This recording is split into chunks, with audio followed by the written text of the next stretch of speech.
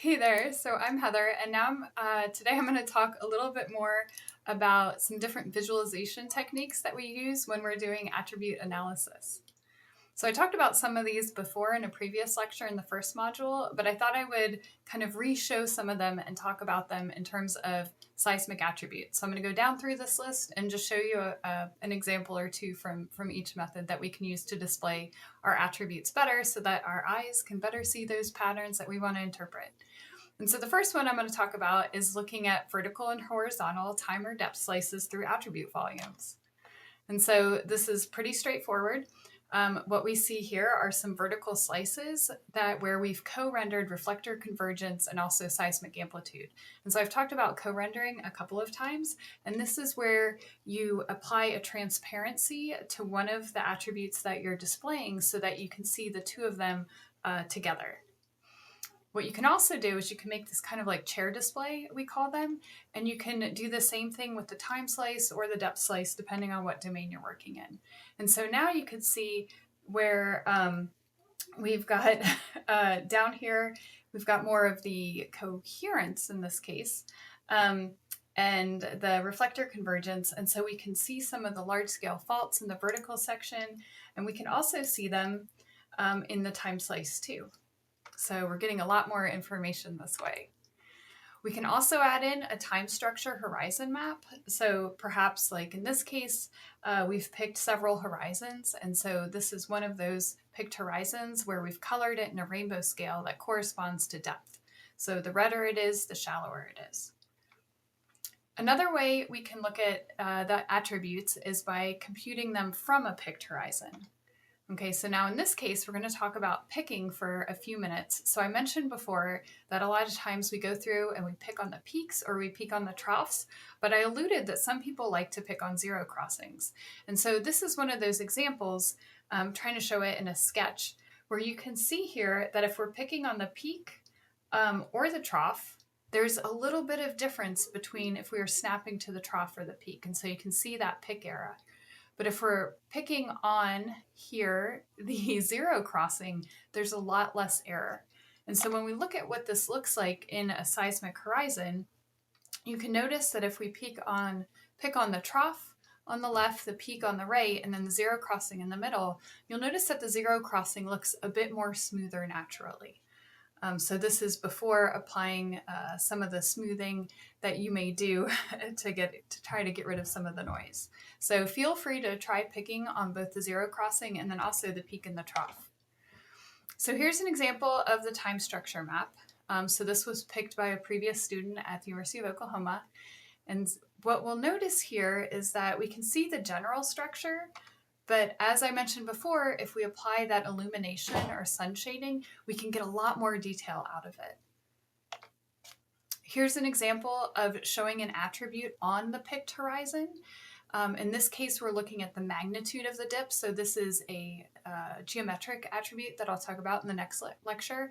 But as you can imagine, it's showing, from the name, it's showing the magnitude of the dip of the horizon that you've picked. And so we can see a much stronger horizon right here where it's magnitude of the horizon. Right here, we've got a much larger dip. And so that really helps us bring out some of the extra information with this attribute. Here we've got the dip azimuth. So what is the azimuth of the dipping direction relative to north? And we can see a lot of variation in this area too. And we can co-render that dip azimuth with the dip magnitude of the picked horizon to give us another visualization also.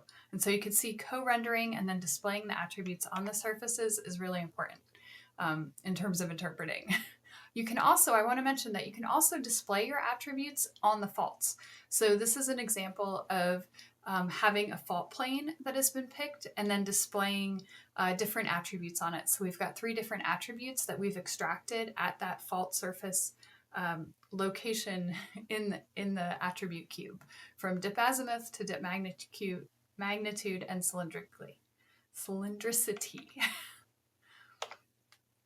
Okay, another way we can visualize our attributes are showing the attributes that are extracted along a picked horizon. Okay, so here we've got 2 different picked horizons, horizon A and horizon B. we can look at shifting horizon B up 120 feet. And so here's our time structure map of horizon B. We can just shift it up 120 feet, or if you're working in time, you could shift it up 10 milliseconds or 40 milliseconds.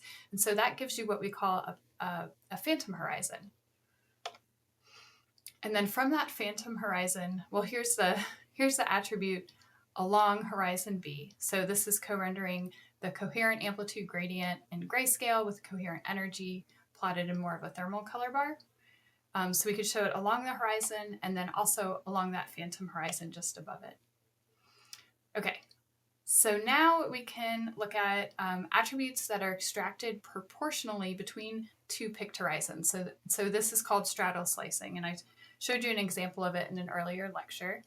But now in this case, we've got that horizon A and we've got that horizon B. And so what we can do is we can pick, in this case, it looks like 10 different layers. So we picked 10 different layers between horizon A and horizon B. And so these are all proportional to each other.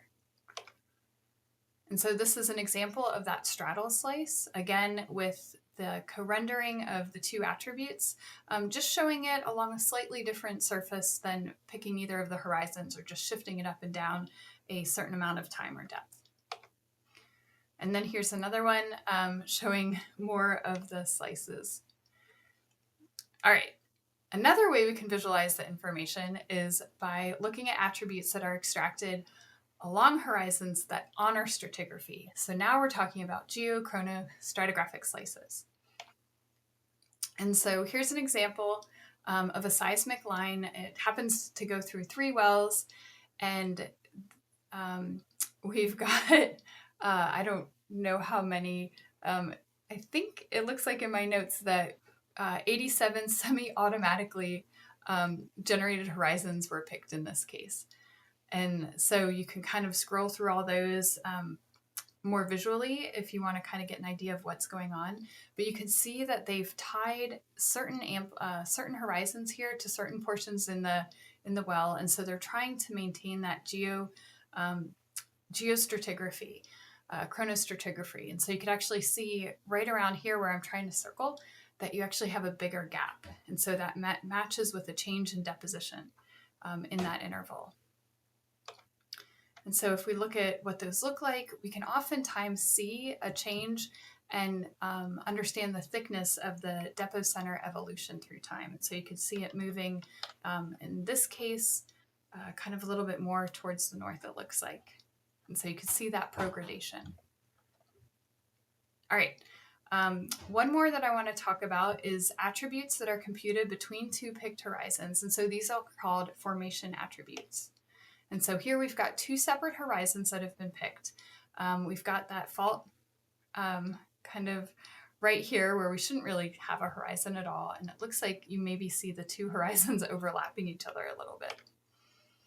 And so what you could do is you can calculate your RMS amplitude. So I just talked about that in the last lecture. So you can calculate your RMS amplitude between those horizons. So instead of just using a window for RMS amplitude, you can also calculate it between 2 picked horizons. Maybe that's the interval, like the top and the base of the formation that you're interested in, and you think that RMS amplitude corresponds to porosity.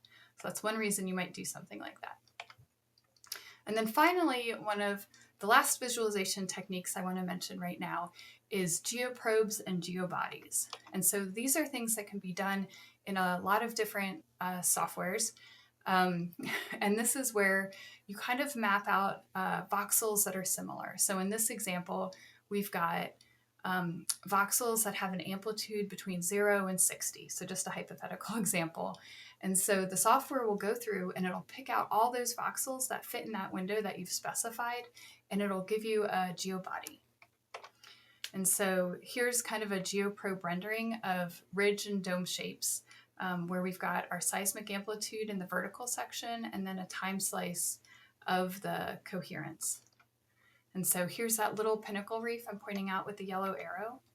And we can select, where we see that pinnacle reef. We can get some values, and then from that calculate the geobodies or have the geobodies be extracted. And so from that one pinnacle reef, we can detect and create geobodies for all the little pinnacle reefs in the area. And so now you can kind of see what it looks like.